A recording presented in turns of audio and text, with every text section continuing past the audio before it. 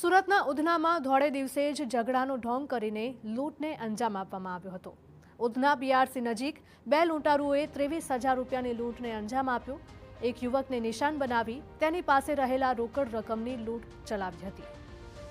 તો યુવક પોતાની નોકરી પૂર્ણ કરીને જ્યારે ઘર પરત ફરી રહ્યો હતો ત્યારે રસ્તામાં લૂંટારુઓએ હુમલો કરીને લૂંટને અંજામ આપ્યો હતો। હાજર એક નાગરિકે આ સમગ્ર લૂંટનો વિડીયો કેમેરામાં કેદ કર્યો હતો। લાઈવ વિડીયો સોશિયલ મીડિયામાં જોઈને પોલીસ પણ એક્શનમાં આવી હતી।